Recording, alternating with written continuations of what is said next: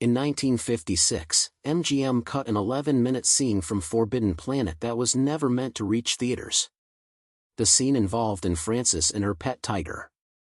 Something about innocence, power, and an ancient myth that made censors panic. For decades, only a handful of people knew it existed. The scene explained why, music, the tiger suddenly attacks Alterera after her first kiss. But the explanation was too controversial for 1950s audiences. What MGM buried reveals a dark secret about the film's true meaning. In 1952, two matte painters who had never written a screenplay in music, their life walked into MGM with a story they called Fatal Planet. Irving Bloch and Alan Adler were not taken seriously.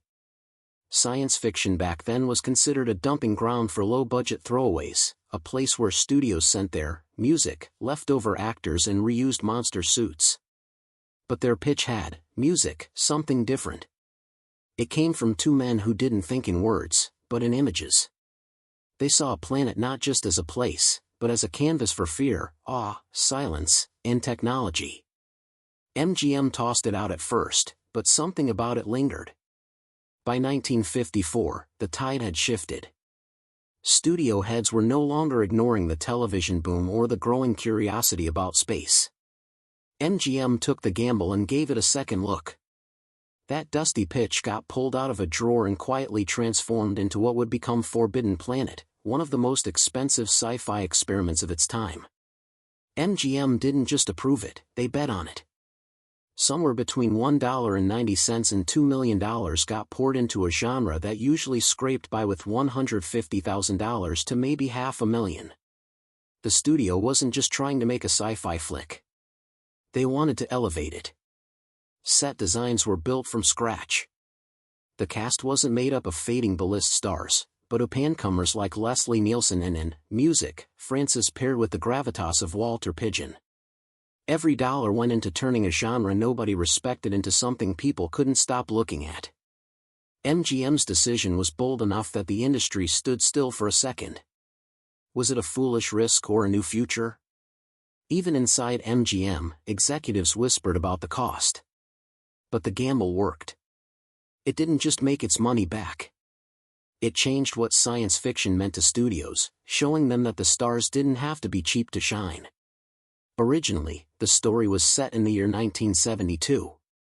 But the technology in the script felt too wild, too far-fetched for anything remotely near the real timeline. So they flung the story 200 years forward, landing in the 23rd century on a distant world called Alter 4. The core plot quietly borrowed from Shakespeare's The Tempest. Dr. Morbius became a futuristic prosp. Music, his daughter Alterera took the place of Miranda. Even the monsters weren't just monsters. They were shaped by the human mind, pulled from the subconscious like Shakespeare's spirits of vengeance. This quiet fusion of high art and pulp genre made the film stand out. It wasn't just lasers and spaceships. It was about power, ego, control, and fear buried so deep inside the brain that even the stars couldn't escape it. MGM handed the directing job to Fred M. Music Wilcox, who had no history with sci-fi. His biggest credit was Lassie Come Home. People raised eyebrows, but MGM wasn't looking for a visionary to reinvent the genre. They wanted a disciplined hand who could handle a big cast, big set, and tight schedule. Wilcox delivered. His outsider perspective made everything stranger in the best way. He didn't shoot it like a sci-fi film. He shot it like it was Shakespeare in space. There were no jokes, no nods to the audience, no winks at the camera. He treated it seriously. That gravity helped ground the surreal plot. He let the special effects breathe, but never lost focus on the human faces at the center of the story. The script went through a transformation under screenwriter Cyril Hume. He took Bloch and Adler's visual concept and sculpted it into something deeper. Freudian psychology started creeping in. The monsters became more than physical threats. They became symbols of repression and desire drawn from the mind of Dr. Morbius himself. Hume didn't just write dialogue. He added layers: literary, psychological, mythological. The story had echoes of past trauma and fear of power and the way knowledge itself could destroy you. It wasn't just about aliens. It was about the dark corners of the human soul tucked behind a shining curtain of advanced machines. Walter Pidgeon was 58 years old when MGM asked him to play Dr. Morbius. He had spent decades playing dignified roles in prestige dramas. Sci-fi was not in his vocabulary. He nearly said no. What changed his mind wasn't the genre. It was the promise of a $1.9 million production and a script that mirrored The Tempest. Pidgeon saw the story at weight. It wasn't camp. It was cautionary. He took the part. And in doing so, he gave the film the seriousness it needed. He anchored the madness with restraint. And Frances, only 23, walked onto the set wearing what would later be called the first miniskirt in film. Her costumes, designed by Helen Rose, were shocking. They predated Mary Quant's fashion breakthrough by almost a decade. Executives were nervous. Spain banned the film until 1967. Conservative theaters backed out, but the look stuck. Barefoot, innocent, fought. Heuristic, Alterera became an icon, not just for her beauty, but for the way she defied expectations. Frances didn't just wear the future, she became part of it. Leslie Nielsen played Commander Adams, the serious moral leader of the crew. Before he was ever known for comedy, he was the straight man. His presence in Forbidden Planet was commanding. He looked like he belonged on the bridge of a spaceship. His role foreshadowed what would later become Captain Kirk.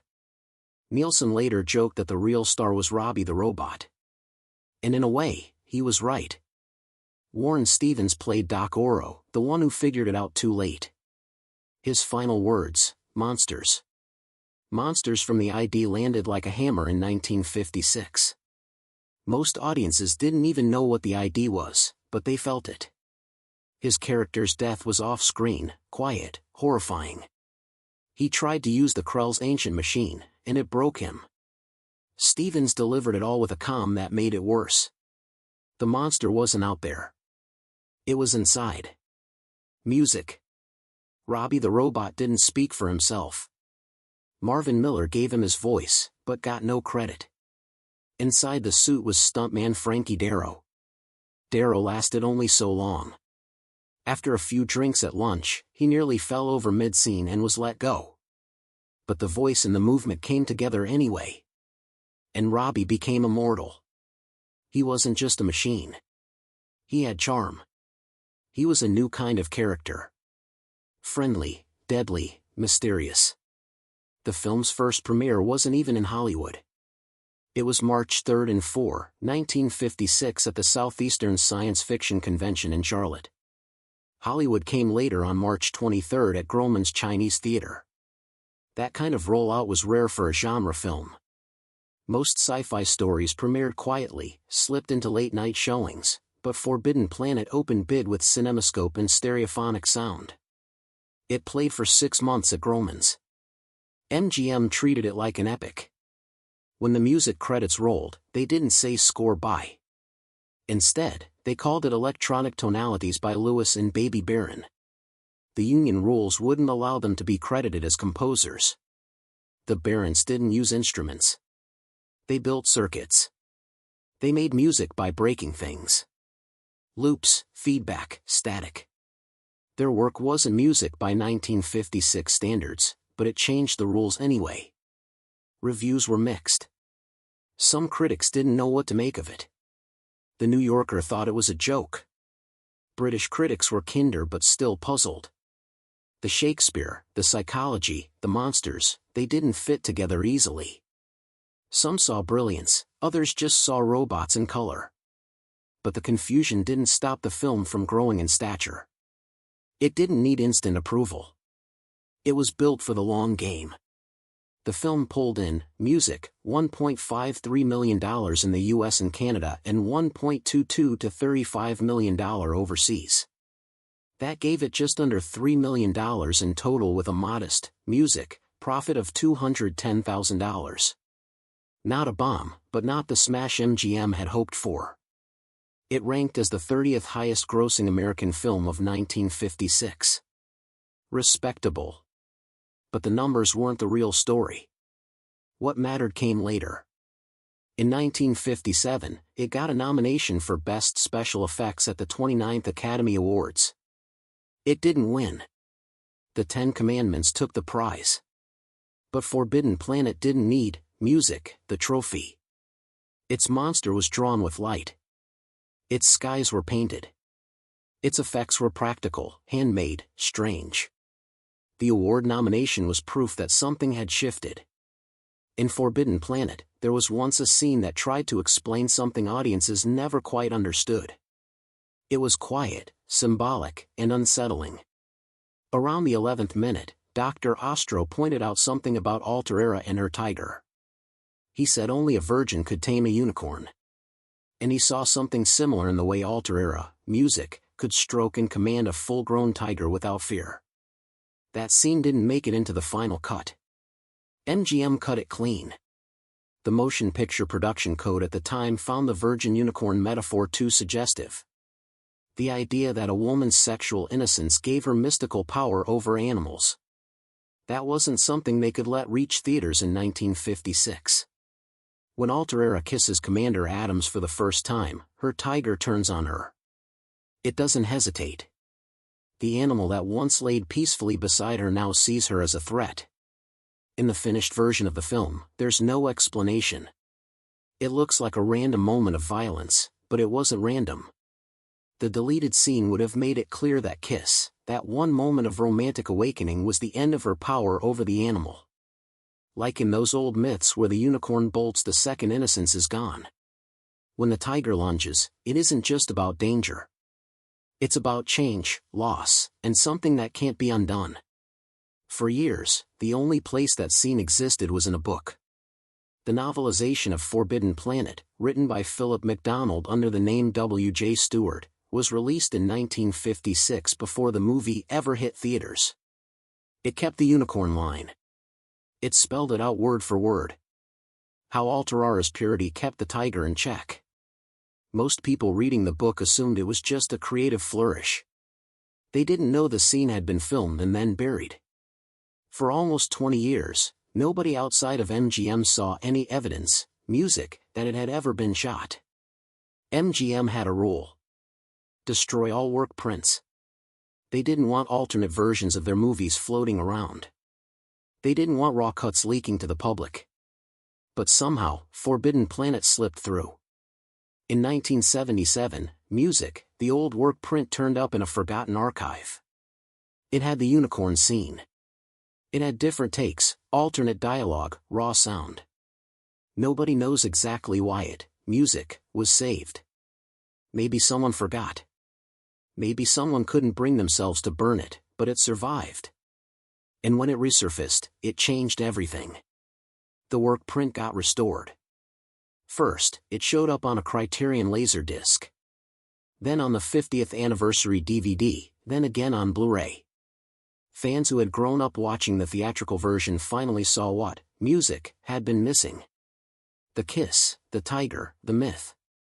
It all clicked. Altera wasn't just a space ingenue. She was a metaphor walking. Her story folded into layers of innocence, sexuality, and the invisible lines Hollywood wasn't ready to cross, and there was something else that sparked controversy in 1956. Altera had a scene where she swam alone, floating through the water like something from a dream. It looked like she was nude. Word spread fast. And Frances on screen naked in a sci-fi movie. But she wasn't. She wore a skin-colored bodysuit. It was thin, seamless, carefully designed to look like bare skin under light and rippling water. The illusion worked too well. Audience members were outraged. Morality groups wrote angry letters. Some theaters pulled the film from their lineups. MGM had to issue, music, public statements. They said, no, and Frances was never nude. No, nothing indecent had happened. But people didn't buy it. They couldn't believe it was just lighting and angles. George Foley, the cinematographer, had used precise lighting, kept shadows out of frame, avoided seams, and let water reflection hide the costume's edges. He turned a bodysuit into music, a scandal. Even the crew was shocked at how real it looked. MGM wanted to push boundaries without crossing the line. They found a way to do both. In 1972, when MGM tried to re-release the film as a kiddie matinee, they cut over 6 minutes. The swimming scene was gone. So were several flirtatious exchanges. Anything too suggestive. The version that showed in theaters that year had a G rating, but it was missing what gave the movie its edge. For years, kids, music, saw the tamed version. It wasn't until much later that audiences got to see the original uncensored take again. Spain didn't allow the film at all.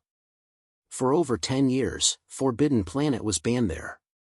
The Spanish censors under Franco took issue with Francis's miniskirts and that swimming scene. It wasn't the words or the monsters or the spaceship. It was the costumes. Her skirts were too short, her body too visible. The film didn't screen in Spain until 1967. By then, it had already become a classic elsewhere, but in Spain, it was still considered dangerous. And Francis almost wore something even more modest. MGM's costume designer, Helen Rose, created a silver lane jumpsuit that covered her completely from the neck down. It even came with a matching hood, silver gloves, and see-through shoes. But when Dor Sherry, MGM's music studio head, saw it, he said, "No, too revealing." He said, "Too sexy." Even though it showed no skin at all, it was tight. It sparkled. That was enough to make it unacceptable. The jumpsuit was never filmed. Only costume test photos exist. Behind all the drama and metaphor was a technical feat most people never noticed. The painted desert in the background wasn't real. It was a 350-feet cyclorama, a curved painting hanging on stage 15. It looked like an alien landscape stretching out forever.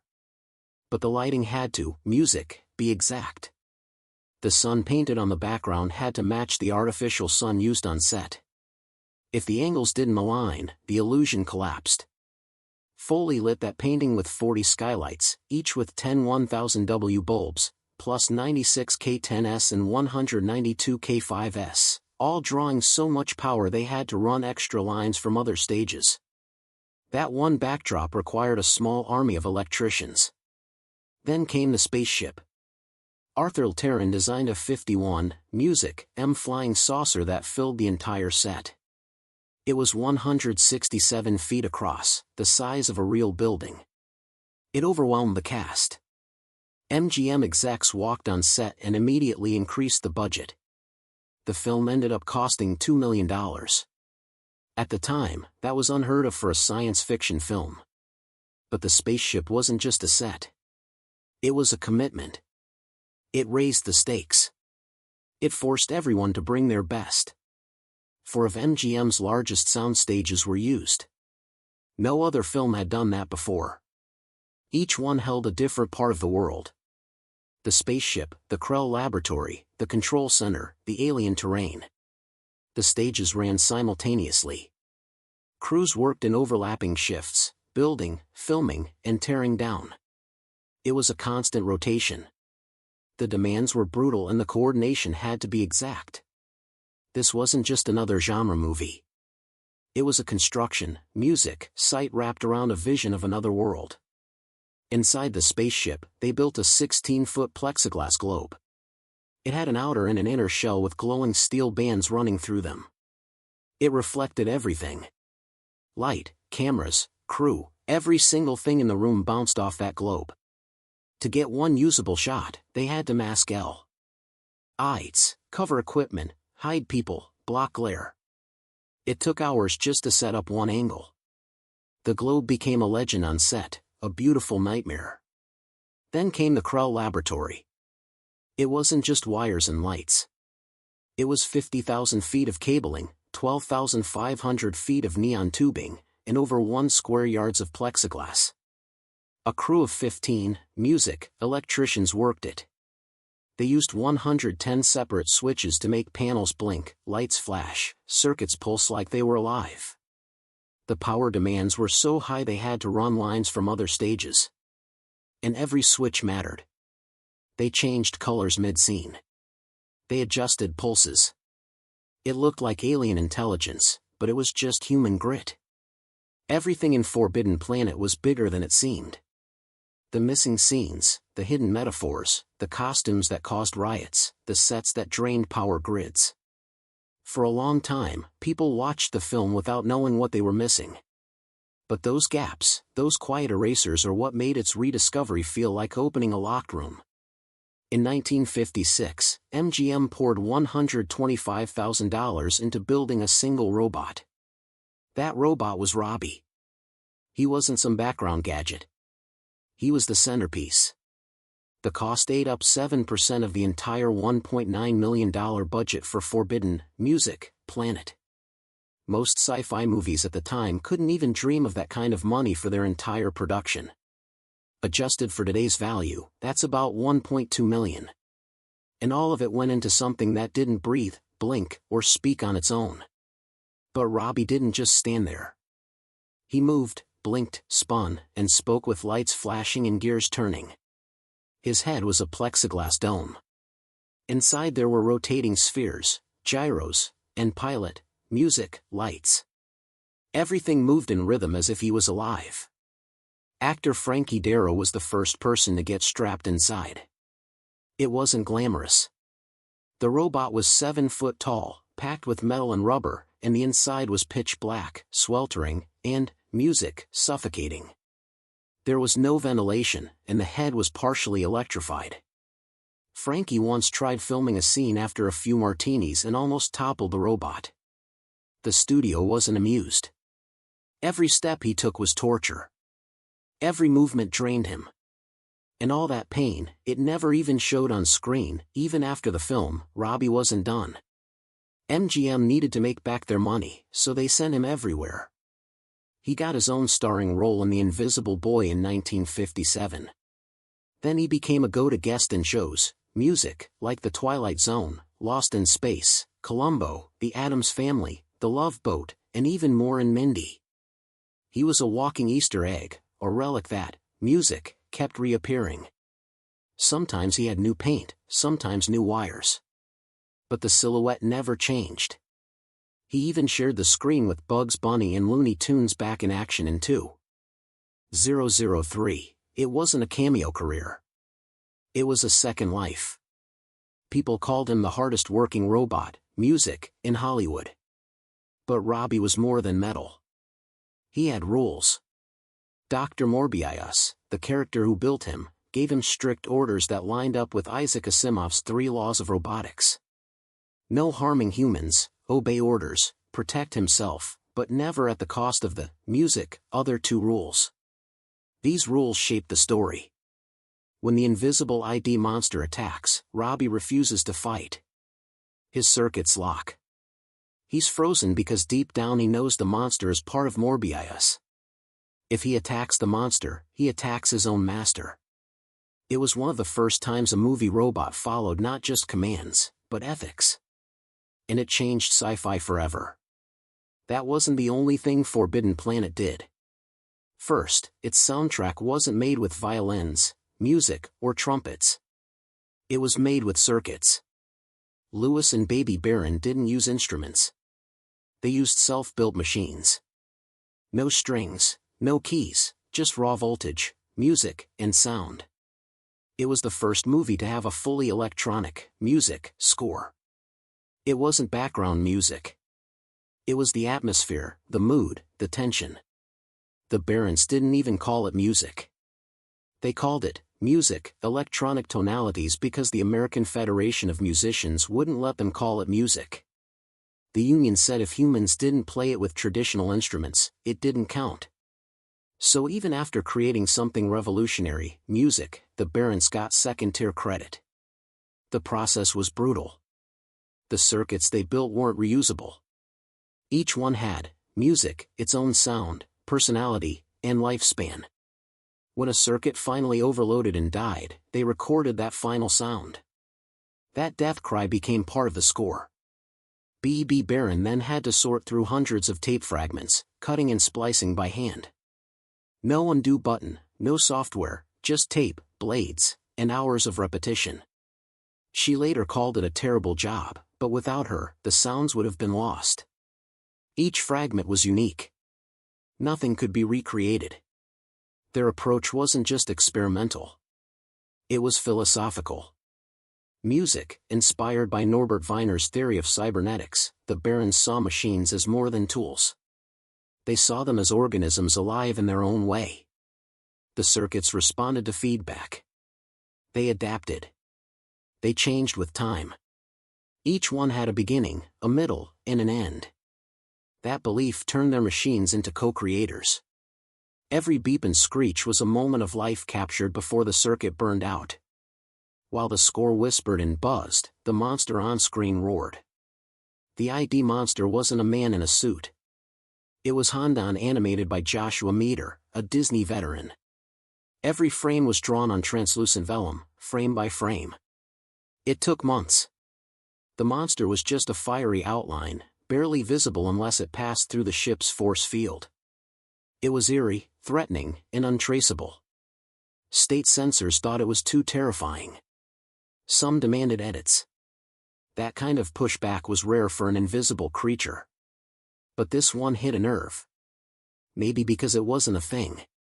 It was an idea. The idea was Freud. The monster wasn't just a threat. It was the subconscious itself.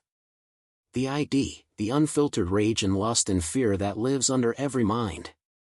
Morbius didn't know he was creating it. He thought the ancient Krell machine was safe, but it read his thoughts. And not just the ones he admitted to, the ones he buried, the ones he didn't even understand. And those thoughts became weapons. The Krell had built machines that turned thought into reality, powered by more than 9,000 thermonuclear reactors buried underground. But they never thought to limit the machine. So when their own subconscious fears took shape, the Krell died. All of them. In a single night, the same thing nearly happened again. Morbius used the Krell tech. And when his jealousy flared, the monster returned. That's why Robby, music, couldn't stop it. That's why the guns didn't work.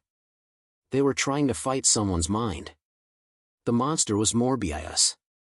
And his pain, his desire, his denial. It all made the monster stronger. Even Altera wasn't safe. Morbius's daughter became, music, the center of it all. Her innocence, her growing romance with Commander Adams. It pulled on something inside Morbius.